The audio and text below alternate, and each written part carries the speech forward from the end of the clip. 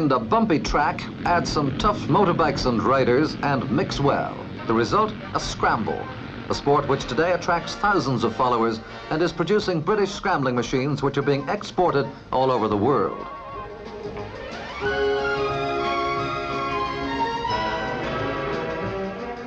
This firm in Essex, which now employs 150 people, produced its first scrambling motorbike in 1953 when the sport was beginning really to get onto its feet.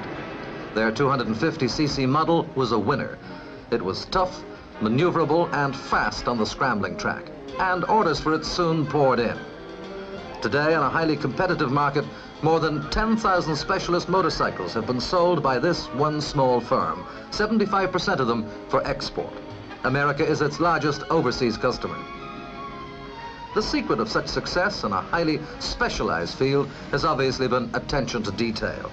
If the smallest part for the machine could not be obtained exactly as required, the company turned to and made it themselves.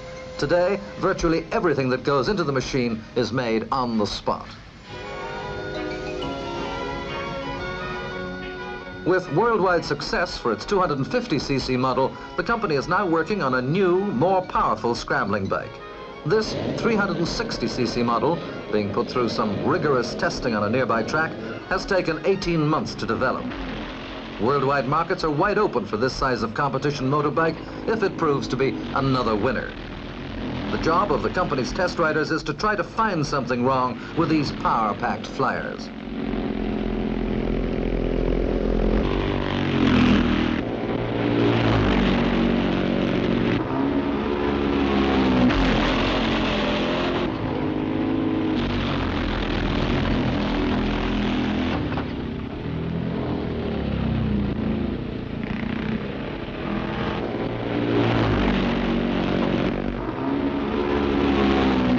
After the new models have been given a thorough thrashing, the company's technical men are on hand for on-the-spot checks. And on hand, too, is the man who has to sell this new machine throughout the world, Mr. Preston Cobb, sales director of the company. Paralyzed since birth, Mr. Cobb travels thousands of miles on business every year. He's driven most weekends to scrambles where company machines are competing. And with 2 assistants, he travels the world selling this company's tough little British-made scramblers.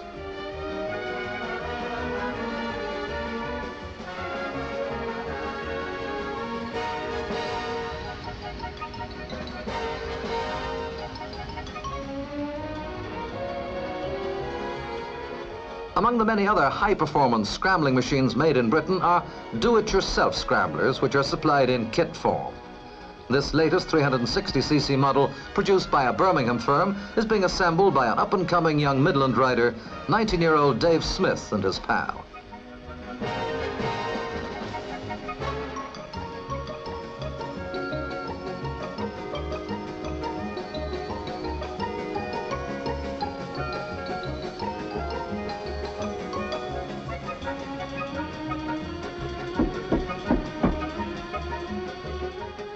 Home assembly means a saving of 1/5 on the price of the machine. And for anyone with a good working knowledge of motorcycles, the job can be completed in 3 hours. Dave Smith, who's been scrambling for just over 2 years, rode this bike the next day against some of the hottest competition. 8-year-old Robin Gersden of West London should be a future threat to the world's top scramblers. Here he is after riding for only 4 months on a miniature 50cc scrambling bike built by his father, who's a motor mechanic and trials rider.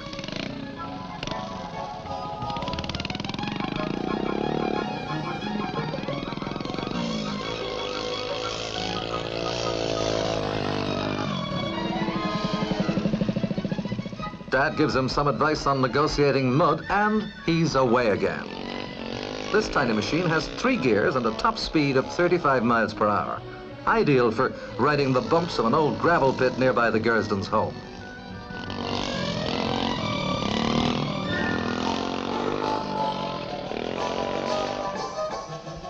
The question of training facilities for young scrambling enthusiasts is a major problem in Britain for this rapidly expanding international sport.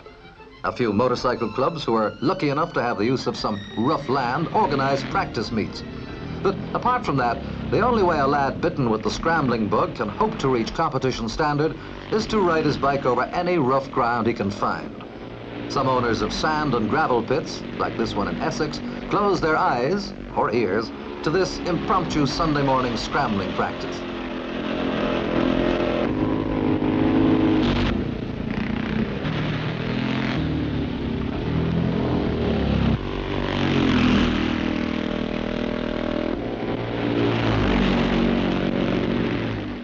Organized by local motorcycle clubs, scramble meetings are held throughout Britain during the summer with odd winter meetings. At the big meets, like this one at Shrewsbury, as many as 200 riders from every part of the country will be competing. With a national championship event attracting star riders, the crowds flock in to watch the tussles to come. A tussle not only of rival top riders, but of top makers of machines as well. For, like motorcycle and car racing, scrambling performances considerably affect the world sales of road machines nowadays.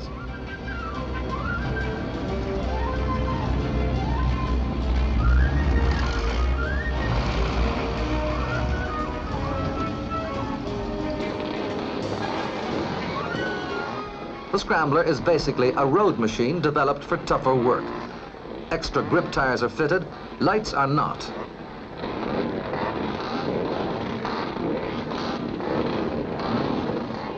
Jeff Smith, 1964 and 65 world champion, is here.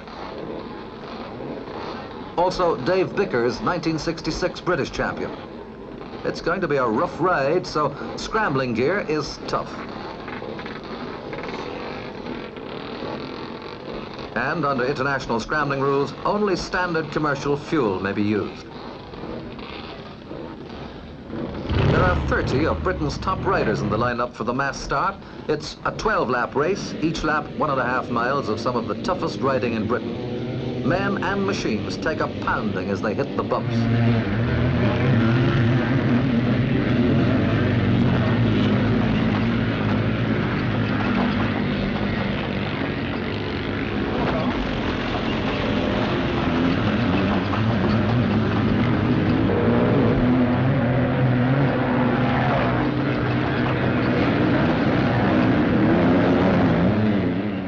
Engines scream as they roar up the banks.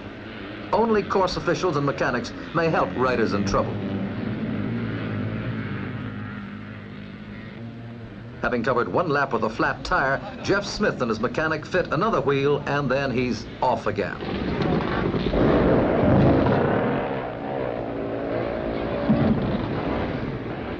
Those extra grip tires help to pull the bikes up the hills and over the top.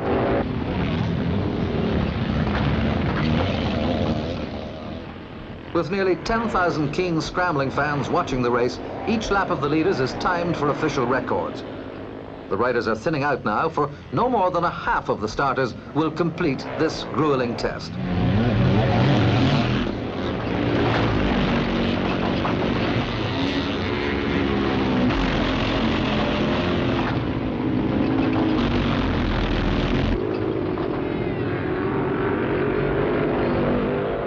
As the rest of the field fight it out for a good place, all attention is now focused on whether champion Dave Bickers can hold the lead.